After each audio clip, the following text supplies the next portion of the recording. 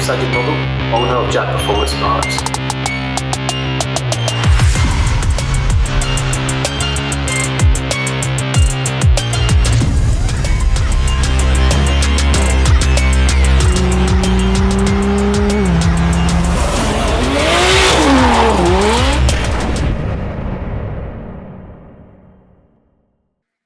Hello everyone, welcome back to the workshop.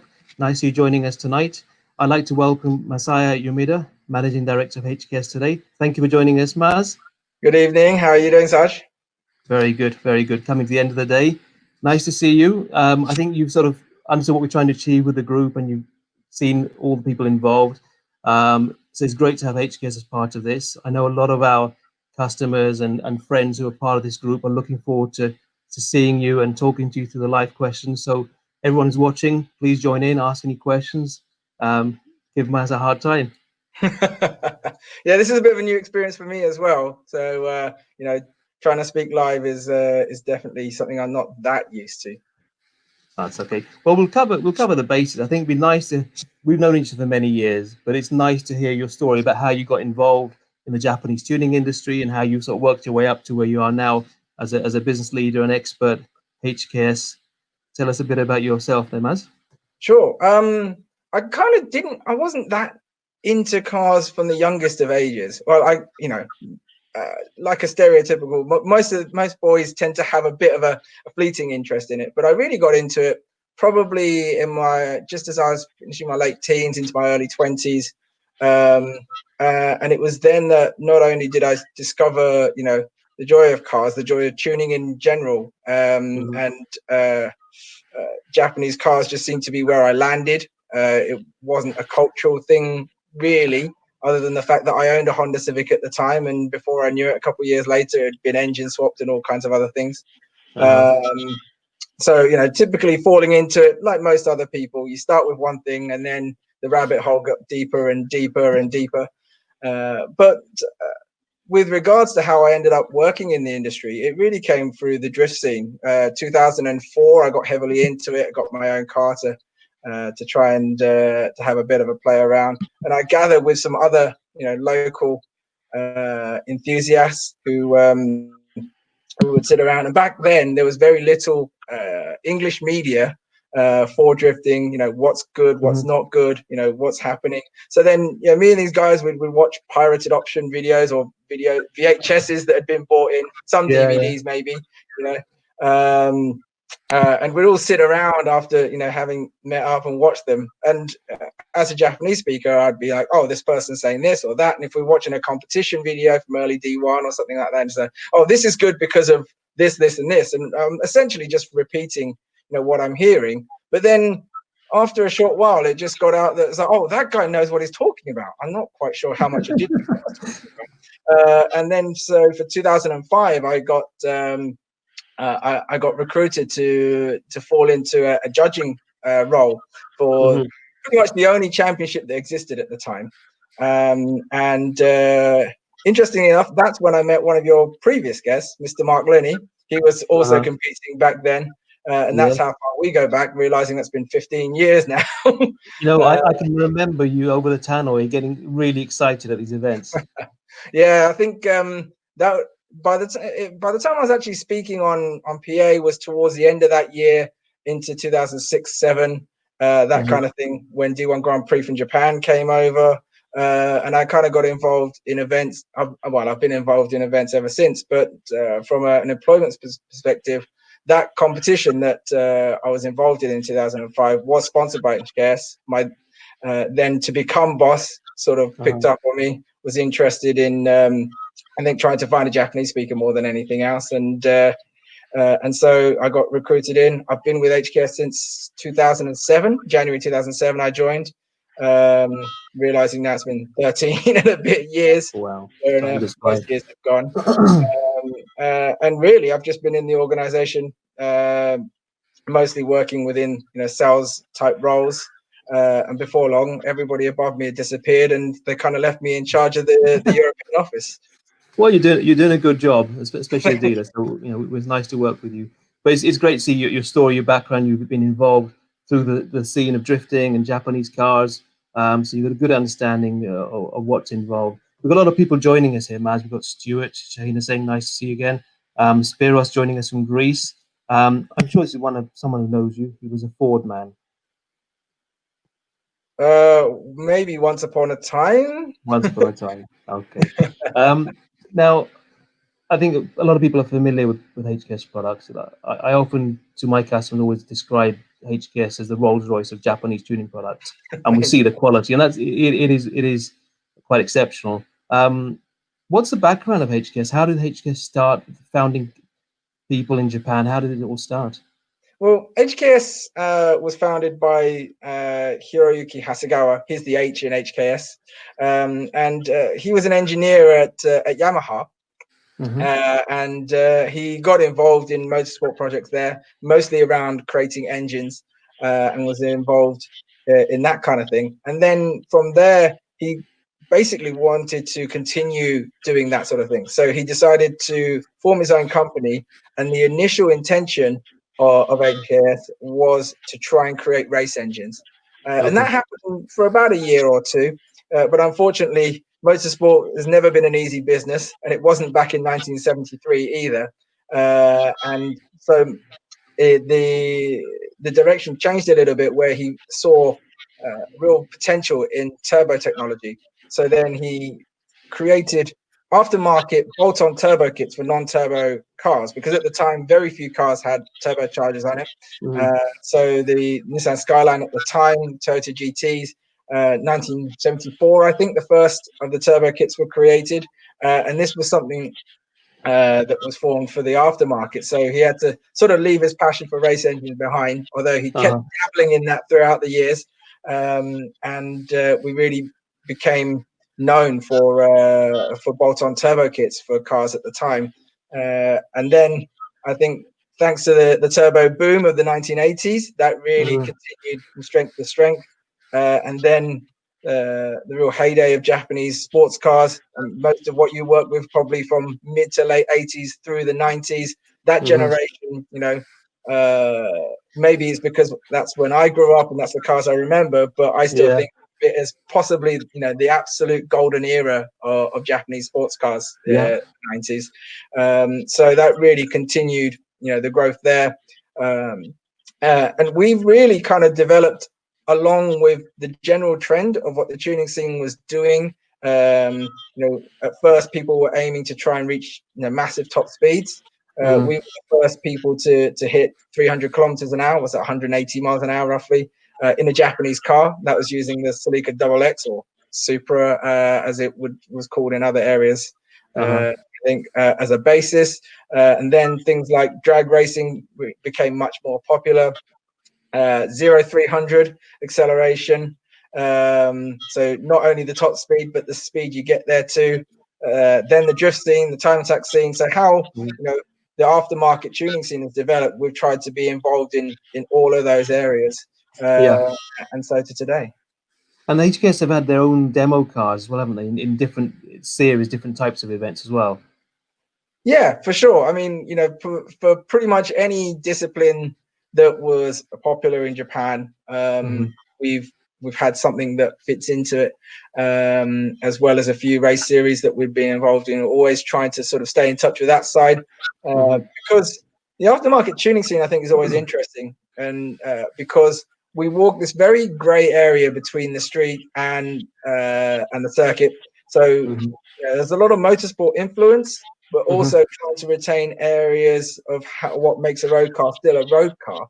And as a guy who's built many a car for many types of customers, isn't it quite interesting how some areas you can blur a little bit, some parts you have to retain?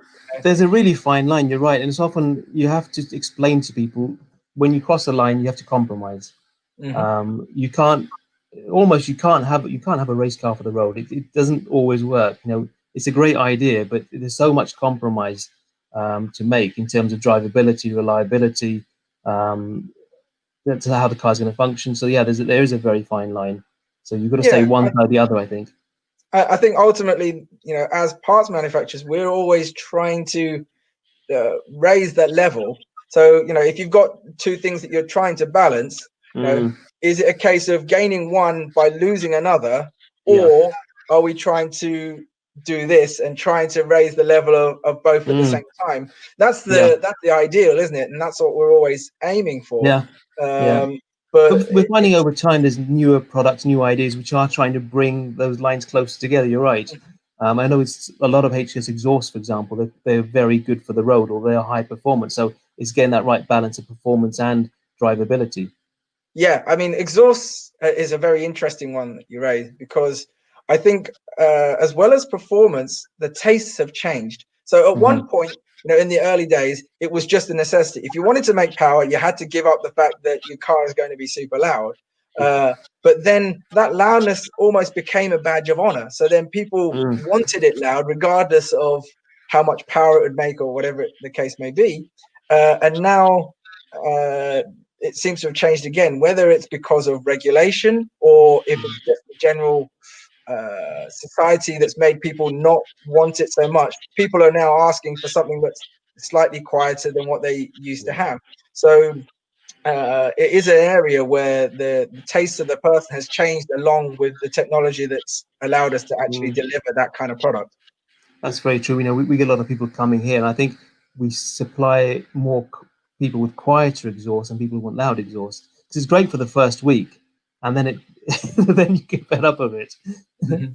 Yeah, and I think you're right there, and it might just be that we're getting older, son, and we're not able to handle the sound like it is. Those who are regular and know and follow you will remember your Celica, which I've taken some time to drive around in as well, and it's a great novelty, isn't it? But you couldn't get that every day, could you?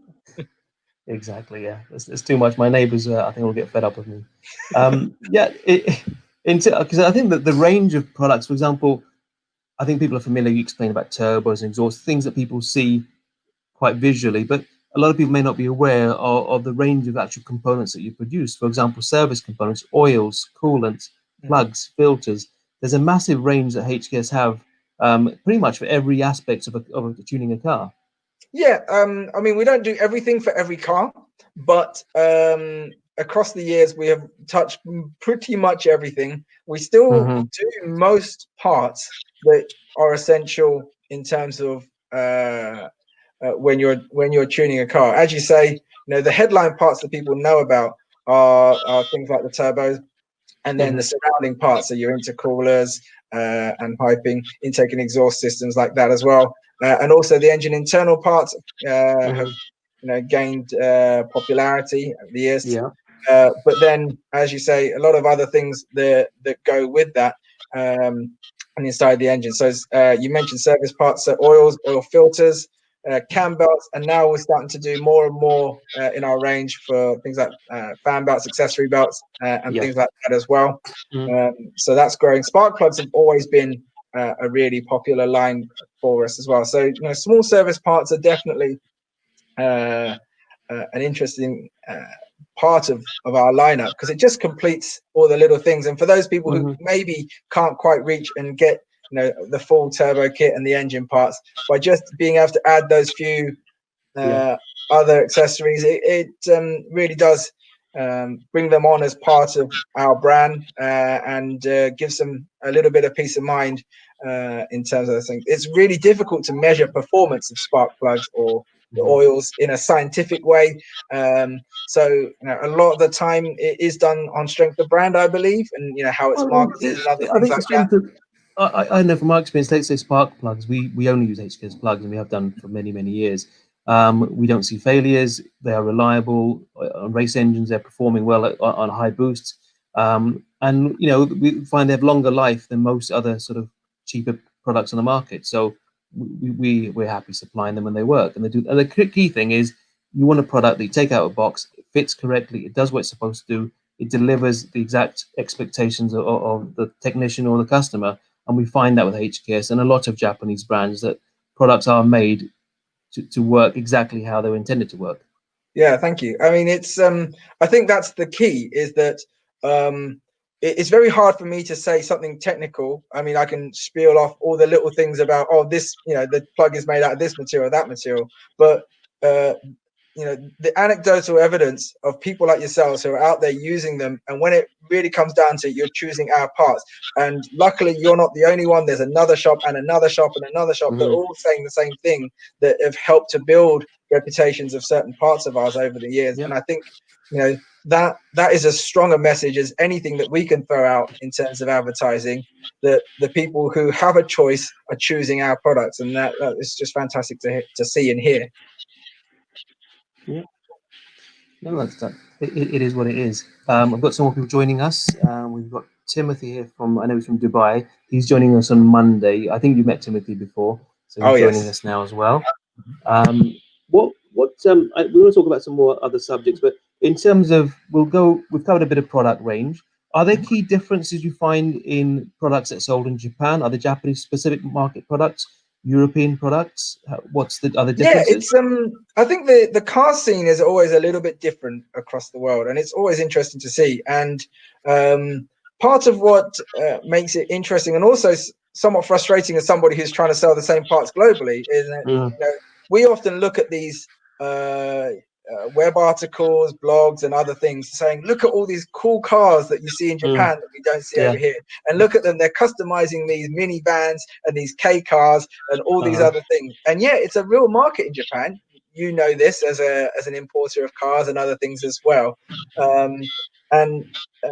And that doesn't really translate over here. So, of course, there's the demand for these parts to lower your minivans or your K cars, but that suspension, there's not going to be a demand here. So there is definitely a little bit of a gap. Where it's in Japan, I think people are less, they feel less of a barrier towards doing some light and easy modifications to their car. So maybe over here, we would only consider to bother tuning it, for want of a better word, if it's actually quite a high performance model in the first place. And the idea of taking a base model car or something that wouldn't normally be considered, a small shopping car or whatever you want to call them, and take them and do a little bit of personalization to it, is not frowned upon, but it's just generally not seen as the done thing over here. Whereas in Japan, it doesn't really matter so much. Everybody owns the car that they own for the circumstance that they have, whether they don't have the space or they don't, to store, an extra car. So your family car might be the one that you just need to add a little bit of personalization to. So it is interesting to see. You see again something slightly different in the US, where people are more likely to have a car dedicated for just playing with. So having that spare car thing. I think the UK is a little bit like that as well. More and more people are happy to have the one car that they use just for weekends and playing with, and then their daily commute car on the side as well. In terms of cars that are global and mostly sort of sporty Japanese cars that we deal with, it's very interesting because the Japanese market like to play with them quite early on. So the car will be newly released, and you'll see that there's actually a customer demand within the first year of quite a few people wanting to tune them. And then we see a little bit of that demand in places like the US market. They don't tend to be you always get the trailblazers that want to be first on it, but then it starts to grow a little bit more after that. Europe is interesting because, again, you'll get those trailblazers. They want to be the first to be doing that. But for the majority of the market, they tend to be 2, 3, 4, 5 years not behind. I don't want to say that it's behind, but there seems to be more of a reluctance in the European market to tune a brand new car. So I'm sure you've heard a lot of, my car's almost out of warranty, so I'm now starting to think about tuning. And this seems to be a thing that happens more and more. So we tend to find that when a brand new product is released, especially if it's a global car, the demand is strong in Japan and somewhat in the US. We get asked for it a little bit over here, but then it's after a couple years maybe that we start to see the growth in the numbers, like we see in other areas, which is it's just an interesting phenomenon. No, it's true. I think we find the same. I always see about 5 years because part of our business, or a big chunk of our business, is used parts, and it's exactly the same concept. I guess it's only when they get to a certain age, out of warranty, that people start to repair and maintain, and things start to go wrong. So it's about that same sort of period. Yeah, I think you know, if I had to put a stereotype on it, I think that's the sensibility of Europeans coming into play there. It's like, well, don't fix it if it's not broke. But now that it's starting to get a little bit older, maybe now is the time to, you know, like, why would I hang up and start messing with Now you can take a chance. perfectly good brand new car? So, yeah. Exactly. I've got a question coming in here, Maz. I know we spoke sort of offline earlier about over the past few weeks, in fact, about the pandemic, how it's affecting businesses, and we've discussed our approaches. Would you like to discuss a bit how you're handling that within the UK as HKS, and maybe how that's affecting Japan as well? I think maybe some of the members here would be interested to hear that. Sure. Yeah. I mean, obviously, the situation reached Asia first. So I think the first confirmed cases in Japan were found quite early on, maybe around January time or something like that. But luckily, it hasn't struck too hard. They did have to reduce some numbers and other things like that. But in terms of supply, on the whole, we haven't actually been that adversely affected by that. So the parts are fairly available. The demand is certainly down, and we definitely felt that here in Europe in March and April. But interestingly, some people carried on fairly strong in comparison to other areas. Some dealers choosing to pretty much shut down their operations entirely for a month or so. So we're starting to seeing a bit of a recovery. But one very interesting thing that I did see was this trend in the kind of parts that were still selling versus those that stopped selling. So normally March, April is the time of the year where we see a lot of dealers, shops that are trying to build stuff for this season. Now should be the time we're out there at a lot of events, motorsport shows and other things like that. So March, April time tends to be very popular for big build stuff. People building engines. We sell a lot of camshafts, engine parts, turbo kits in these months. Those are the parts that have quietened down quite a lot. I'm guessing it's down to the fact that people aren't participating in events and shows and other things like that. But the accessory type parts, stuff that people can fit by themselves, maybe. So intake kits, blow off valves, exhaust to a certain extent as well, have actually maintained relatively well compared to the other products. So it seems that they're exactly as Tim has estimated, people are actually kind of working on their car, but only doing the kind of things that they can do themselves as a general trend. And I think the bigger stuff hasn't really happened as such. Whether that's going to catch up once things are in, or if they'll decide to put it off for another year, I yet to see the feeling of that. I think it will start. I concur with exactly what you said, 100%. We've had the same over this 2 months. We literally shut the doors one day, and then all of a sudden the online orders started coming through, and it was all retail business, or exactly stuff that people can do at home by themselves, and that's the sort of stuff that's going out the door every day, and decent volumes of it. But because trade is shut, all the big stuff is on hold. And I think now that people are opening, probably first week of June, I think the balls start rolling. There's probably piled up work, so hopefully you'll get a lot of phone calls from in June. Hopefully so. Fingers crossed. Sajid, a question for you then, maybe. How was your supply during that period? Like, did you find that most of your suppliers were able to continue as normal and get everything in? Did you find that there was a little bit of a shortage of stuff? Well, I've always taken the approach of holding a lot of stock. So whatever we sell, we try and have on the shelf. So that's benefited us over this period, that we can ship out the same night, and it's still and the delivery system's been really good. I think we use TNT, DHL, and they've been pretty much on time. We haven't had many delays, which I was expecting. We first posted that people to expect delays, but it's been fine.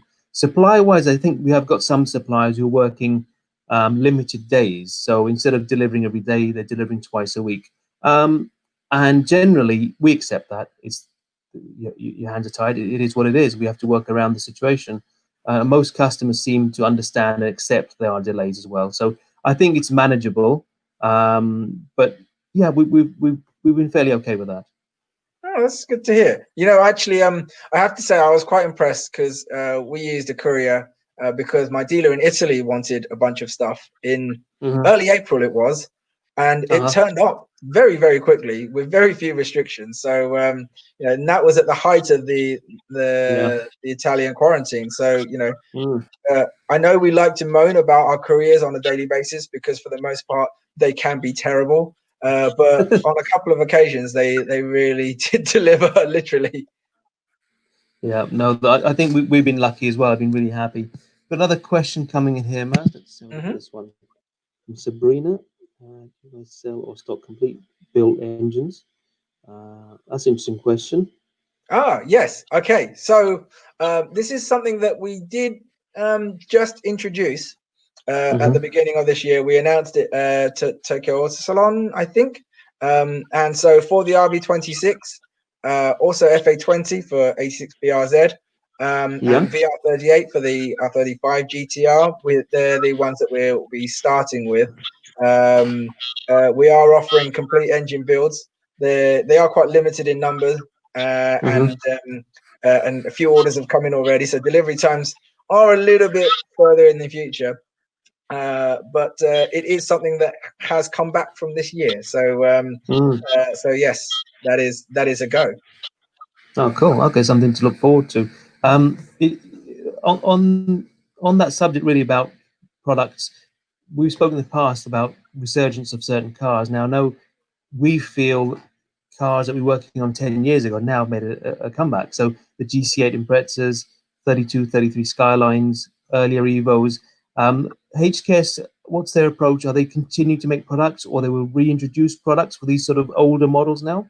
Yeah, so it's a bit of an interesting thing as to how products kind of get phased out and back in from our perspective, because we do try to tailor ourselves towards the higher end in terms of quality, and naturally it tends to do that a little bit for pricing as well. So as the cars tend to age, there is a trend that we do lose out to the competition, who might be a bit more competitive price wise as the years go by. And then so it is sometimes not viable for us to continue these things, but there are certain car platforms where we've seen continued popularity and demand for, and cars like the RB26 Skylines and things like that have definitely a thing. And with the resurgence of R32s, and soon 3s will be US road legal, we've seen again a resurgence in RB26 demand, and we've never really stopped doing RB26 stuff, but we are actually introducing new stuff for it. We revised VCAM, which is the variable valve timing inlet system, which came out maybe a year or two ago now. Maybe longer. I'm losing track of time now. What is time nowadays, anyways? And so things like that have made a bit of a comeback. Things like 4G63 platform Lancer Evolution, because the engines were predominantly used in later cars and then continued to stay popular. There's a lot of Evo 789 parts that you can use in 456s. So those have continued a lot of the time, and people have managed to find ways to adapt to use a lot of Evo 89 parts on their 456s. So that is something that's interesting. There are a few other platforms that, again, we'd consider trying to bring those back to life as they reach more classic status. But then it becomes a very difficult balance, I think, in terms of trying to work out whether those people who want classics want to go down the tuning route like what we offer, or if they want to go down the restore route to try and make it feel like something of the time and other things like that. So maybe that's a question for you, Sajid. If you're working on older cars, what is the general preference of the customers that are using them? You know, what sort of thing are they looking for? Yeah, it's interesting you mentioned the word restore. That's, I think, we often just sort of discuss that with sort of colleagues in the trade and other businesses, and I think that is a massive chunk of work in the market right now. You've had all the tuning work that is there. The restoration, I think, is almost just as big now coming up, especially with collectible cars, especially the earlier Subaru special editions or the Sure. rare edition Evos, 33, 32s. There's a massive demand, and values have gone Where up. you going to find a 22B, Saj? Yes, yes. One of the cars we should have kept, like many, Maz. You've had a few over the years, have you? We had a 22B a while ago, yeah. Lots Oh, of Tommy Mackinnons and 34 I hate to GTRs, think how much one of 33s. those things are worth nowadays. I know. Let's not talk about that, Maz. That's been and gone. I've got a few more questions. I know we brought up this question about the RB26, and we were actually discussing it at that time. I've got a question from Sabrina. Do you have a distributor in Dubai? We have a couple. Yes. Mm-hmm. Halley Auto is the name of one of them off the top of my head, and also Atomic Sports Cars have a branch in Dubai now also. So there are a couple of places where you can get your HKS in Dubai now. Great. So Sabrina, you should be able to look those up locally. If you, I know you're coming from Dubai. We have a question. What's happening with the HKS Evo? I think that might be directed to me, or I'm not to you. To you, we've had our own Evo wagon, which is predominantly HKS with a HKS 2.3 stroker engine, That's a which great was a machine. fantastic car, and that's now sitting in Dubai. Oh, is it? Not Trinidad. Sorry, I'm getting all mixed up. That's sitting in Trinidad. Right. With Jerry, who often joins us on the chats as well. So he owns that car now, enjoying it, running just over 600 horse over there. Yeah, that was. Um, I remember, getting involved in that with you, and it was just like, yeah, we're just going to build this thing. We'll put 4 bucket seats in it and turn it into a bit of a hyper taxi. And I thought, yeah, I like that, because JPP don't know how to build normal cars, do they? Everything that you build has to Where's have the a fun twist in to that? it. It's always going to be something never done before, Yes. something odd. But then in terms of our Evo, I'm guessing they're talking about what was called CT230R, which was the time attack car that was black or carbon and then turned red, and then set the fastest time at Tsukuba a few years ago now.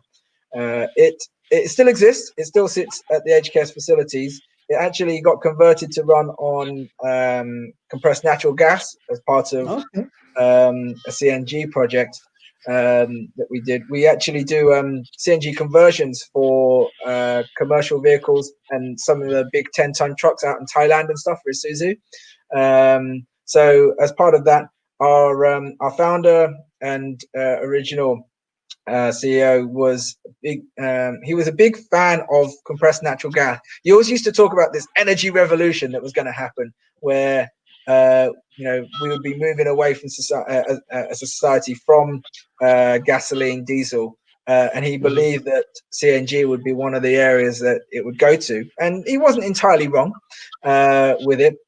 And so, as part of that whole thing, A bad connection. we sort of rebranded that car as we can still produce over 500 horsepower from compressed natural gas engine car.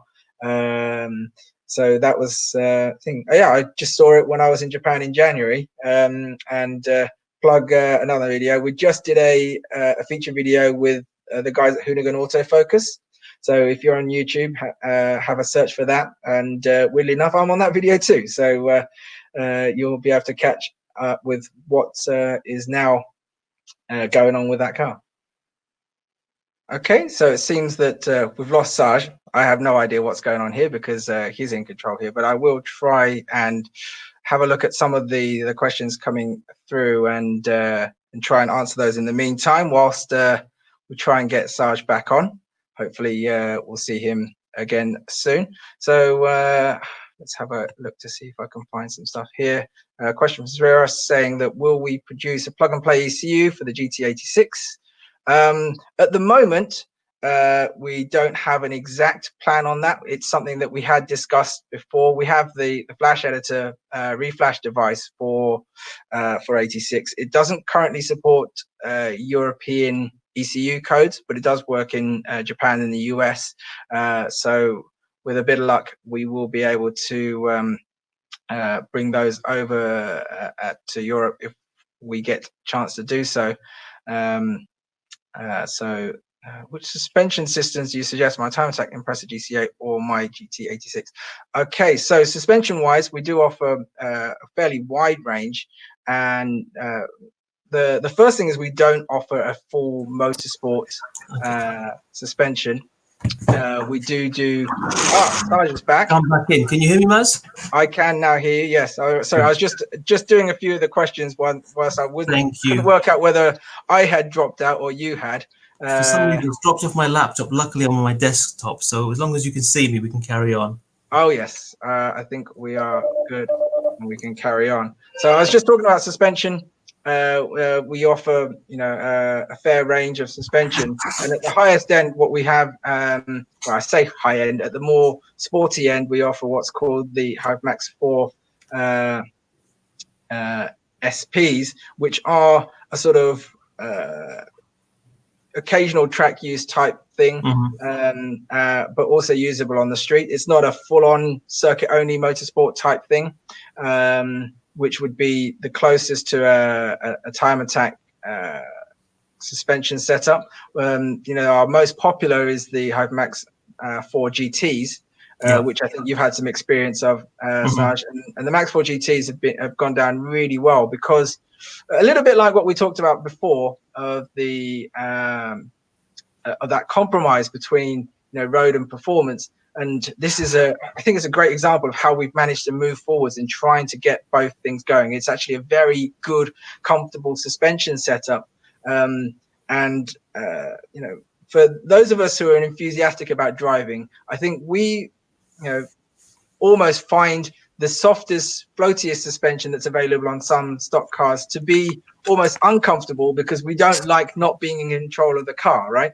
So I find that the Max 4 GTs are, low vibration. There's very little harshness, but you get enough of the feeling of that car so that you know what's happening, and therefore the comfort is in that feedback as much as it is anything else. It's definitely not shaking at your feelings or trying to crush your spine or anything like that. So if you have a road car that's you're trying to do maybe a little bit of spirited and circuit driving with the GTs, would work very, very well.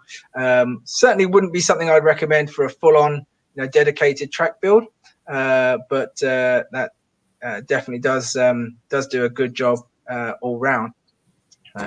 Okay, I've got some more questions here while I was away. Sorry, I lost internet completely on this end. But thank you for holding the fort. That's the one I was just talking about. Oh, you've been through that. We just talked about the ECU and the suspension there. Okay, that's fine. Yeah, suspension is a difficult one, because I think there was always a myth that coilovers are very hard, but current products, they're so comfortable, some of them, that they almost feel like OEM. Yeah, it is a different one. And also there's a slight misconception, I think, amongst some users that hard equals good, right? So it's like, oh yeah, hard is what race cars have, and therefore that is what is good. But there's so much involved in trying to get suspension to work properly. And yes, hard is good if your tires are super grippy, is the general rule, right, Saj? You're the guy that's out there building the cars for people, and it's always a case of finding that balance point. And if your tires aren't particularly grippy, actually slightly softer makes better use of that, which is, a classic example is that when you're in the rain and in the wet, you soften suspension. So, this is just a natural thing that you need to balance out. I guess there's so many areas of specialism. So we often don't get involved in tires and things like that. We leave those to the experts, because there's so much choice now. I guess suspension's another one of those subjects. There's so much choice, so many options of which way you go. So it's a lot down to people's preference. But we tend to find most people, they will have all this, but how much are they actually going to use, or what capability are they actually going to use of this product? Because it's 90% of it's on using the road, and there might be the odd track day. So it's trying to get the best of both worlds out of it, really. Yeah, and I think with respect to all of our customer base out there, most people don't really know what they're doing when they're trying to make adjustments in terms of settings and so on. So really, for the majority of customers out there, people like you and I in the industry, what we want is a product where you can set it up in one way and know that with that one setting, with very little messing around, that it will work for them well in all the circumstances. Asking them to get a feel for it and understand, how much harder, softer you need to make the suspension when you're driving under these circumstances versus another is a lot to ask for. So, having some versatility in a product is actually not a bad thing if you're aiming for as wide a market as possible. Yep. I'm going to bring up some more questions here, Maz. This is an interesting one. Stuart joined us for quite a few sessions. Stuart's a local Subaru rally driver. I know he travels quite far with the car. He wants to convince him why he should move away from his synthetic oil that he uses now. Well, we offer a fair range of oils, so we offer them in most different types of weights. And what we tend to also do is we try to add certain things that would typically be required for that kind of engine. So the heavier oils nowadays tend to be used for larger turbocharged engines. So typically we've got things like RB26 is a classic example. You just because they tend to run the oil so hot, you want to run a fairly thick oil in there. JZ's are quite similar, whereas modern engines tend to run much better tolerances and things like that. You can get away with running a much lighter oil and reduce the losses there. So the newest range that we do are all built around what we call LSPI, which is low speed pre-ignition. So there was a thing that was happening in a lot of direct injection engines and things like that, where at lower engine speeds, the oil was contributing towards pre-ignition or detonation, as it's sometimes misnomered. And so we've tried to develop that into our new range of engine oils.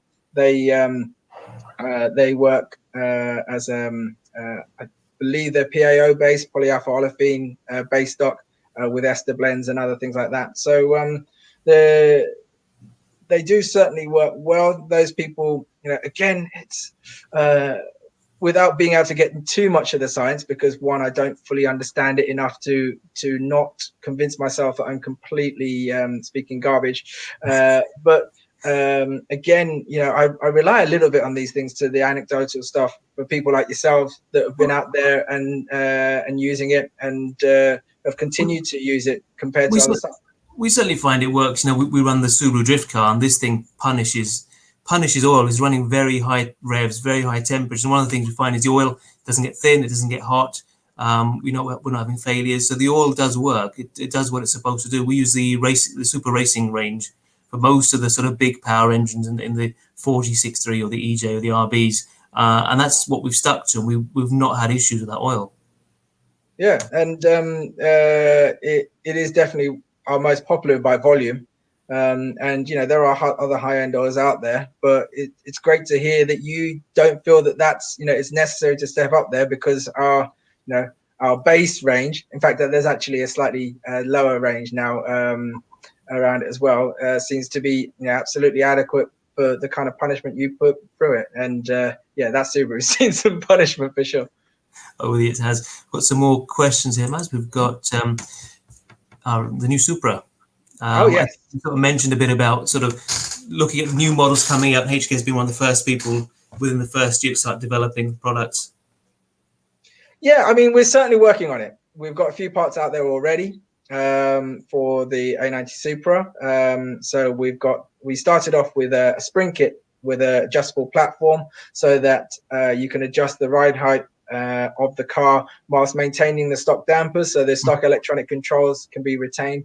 We now do a full coilover kit for it, and we'll follow that up eventually with an electronic device that will stop the error lights and things coming on for when you remove the stock dampers. started very early with a panel filter to replace for the A90, which will actually fit a fairly wide range of BMWs as well, I believe. Okay. And we now have an exhaust. A second version has just been released for the A90. At the moment, we only have ones for cars without the auto particle filter in the middle. So cars for like the Japanese market, US market, European market has a slightly different exhaust layout. So it doesn't currently fit on that, but we are working on a version that would be suitable for that. And what we'll probably do is make a rear section replacement that will come with European approval, so that it will be legal across Europe. We've just, on a slight tangent, I'll come back to Supra, but it just reminded me, we just managed to get the approvals on the current Civic Type R exhaust. We've got one which now will carry EU certification. So anything made from now that we'll be able to sell from the summer onwards will be legal across, well, in the entire world pretty much now that has EU certification. So, but yes, my hope is that this will be a nice branch towards being able to do stuff for the B58 platform to begin with, and more BMW stuff, and touching into more European cars. There is definitely a demand for us to get into that. We've noticed a lot of people are sort of moving from some Japanese cars into sort of that market as well. It's certainly, I think, a new tuning industry there. I think one of the things I was going to mention before that, and then when you mentioned about older cars and other things like that, is that we are just about 10 years and a bit post the last economic crisis. And that was about the time where pretty much anything to do with producing sporty cars, especially in Japan, was halted. So if you look for what sports cars from Japanese manufacturers are available between 2008 and about 2012, that 4-year window is very, very bleak. Yes. We've got Evo 10s and the Impreza. That's about it. And so, you know, I think that's knocked on to us in the aftermarket now. In the last few years, when you think about it, you know, like, what are your options? You buy either a very new or close to new car. GTRs are unfortunately out of reach for most people. The 86 was a nice little car because it became quite affordable quite quickly after its release.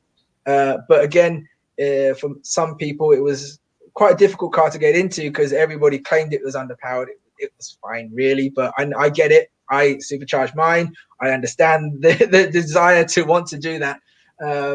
But I think, you know, not having that 5 to 10-year-old car that was very tunable in the market has pulled people away from the Japanese tuning scene as a whole as well. So, you know, now that we're seeing a bit of a comeback, we've seen some great new Japanese cars coming through.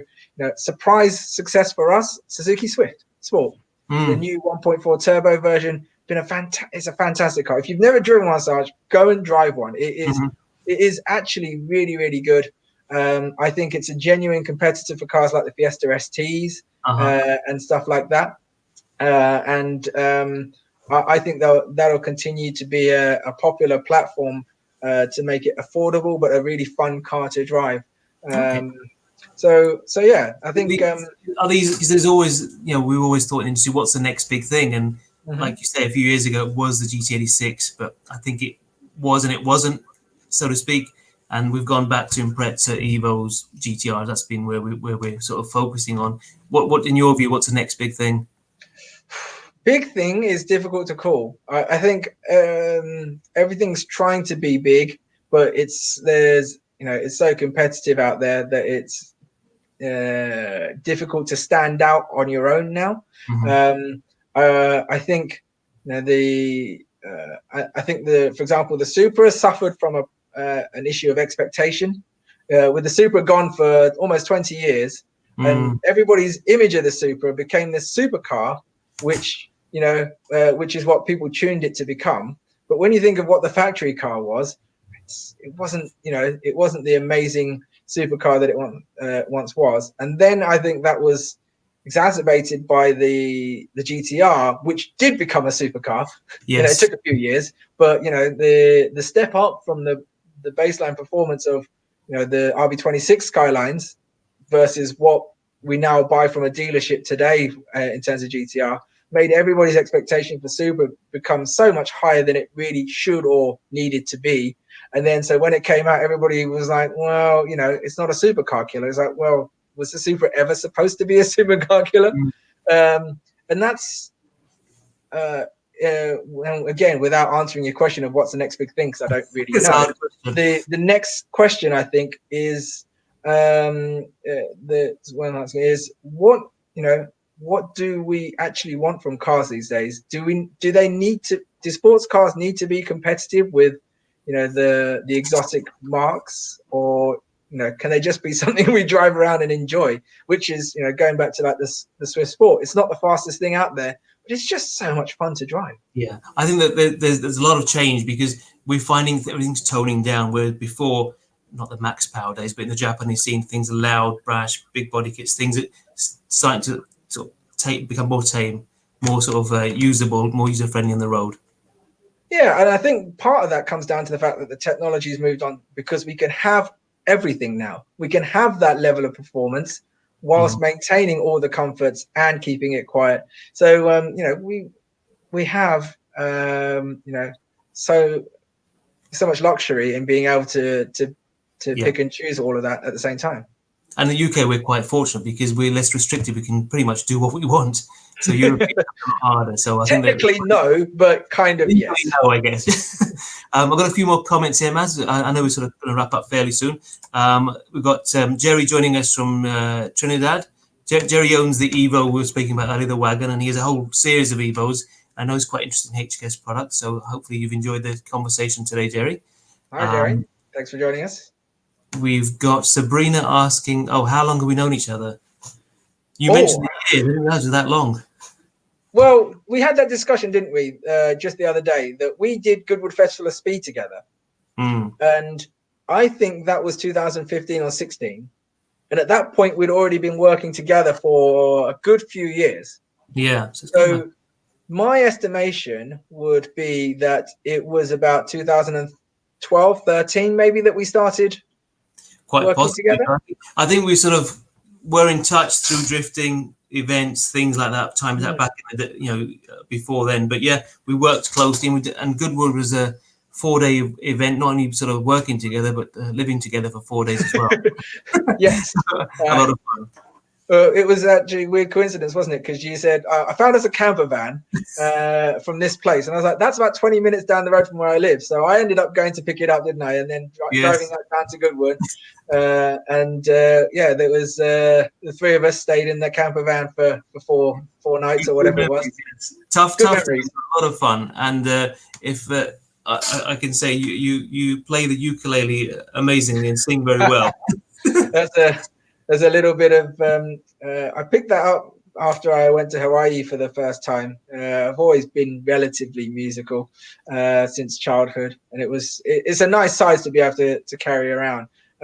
But speaking of staying in a camper van, I think we need to dispel one real misconception, is that people in our business make good money, and we certainly were not living the life of luxury for those 4 days.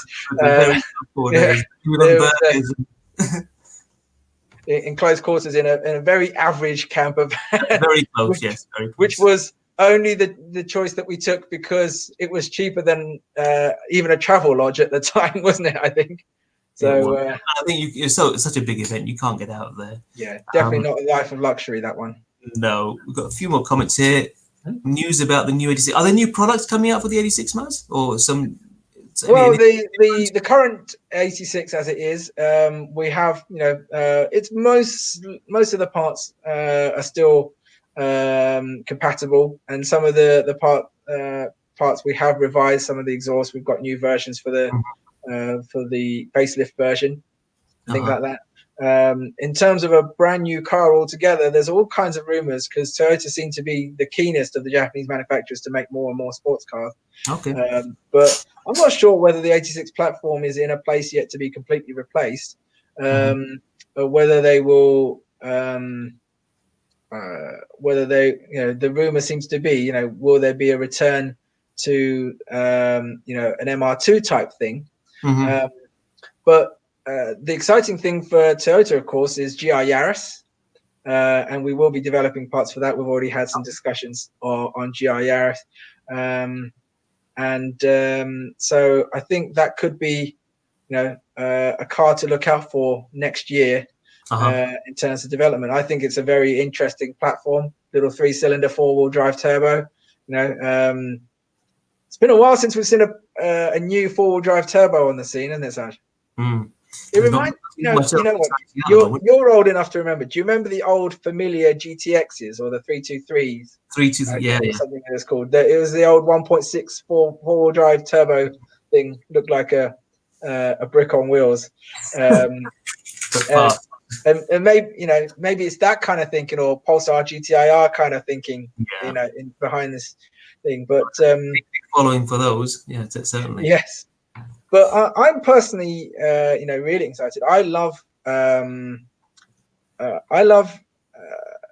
race cars and sports cars that are quite close to each other. So you're an Evo and Subaru guy, and part of the joys was always about how.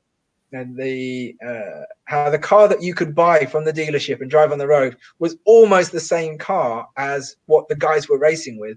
And for a few years, they moved away from that quite a lot in WRC, and it became not very relevant. You couldn't buy a Citroen C4, with a 4-wheel drive turbo setup. And touring cars moved away from them being close to their road-going counterparts. Things like FIA GT3 was exciting to me because although it was out of reach for most of us, it was at least cars based on the road going version that they could race with. And the fact that we've got these, 4-wheel drive, practically a rally car on the road type thing coming back, that excites me as a car enthusiast.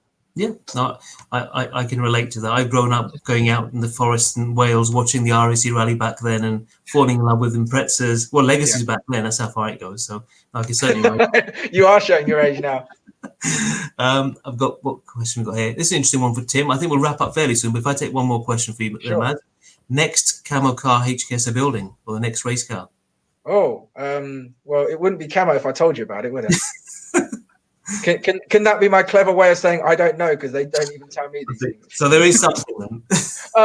There's always something that we're looking to try and build. It's always about trying to find what is right for our development. So there'll always be a goal in terms of building a car. We don't build a car because it's out there. We always build a car because we're aiming to achieve something. So when you look at the last few cars we built, the last big profile car was the A90 Supra 2JZ swap. That was actually built alongside Toyota. So we actually got an early car, and they asked us to build it with that actual specification.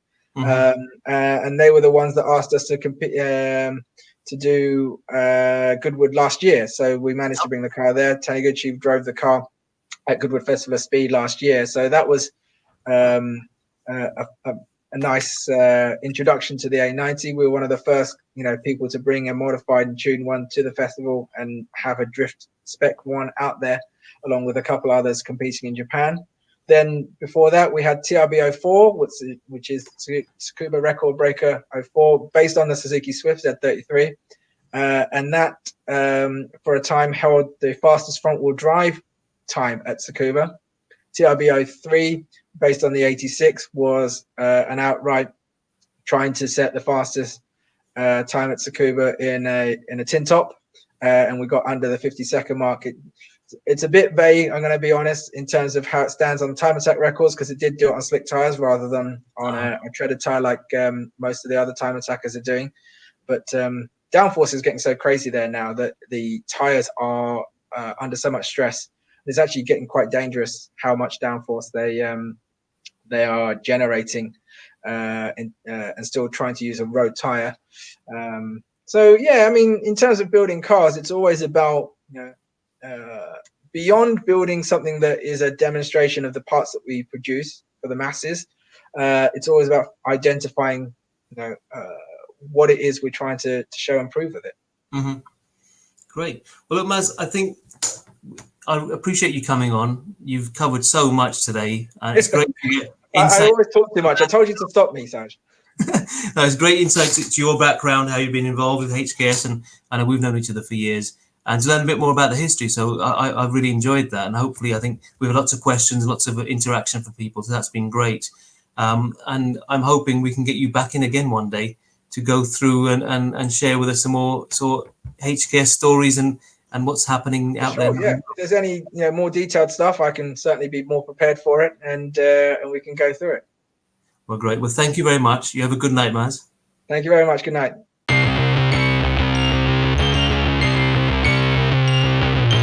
I am Sajid, owner of Jack Performance Parts.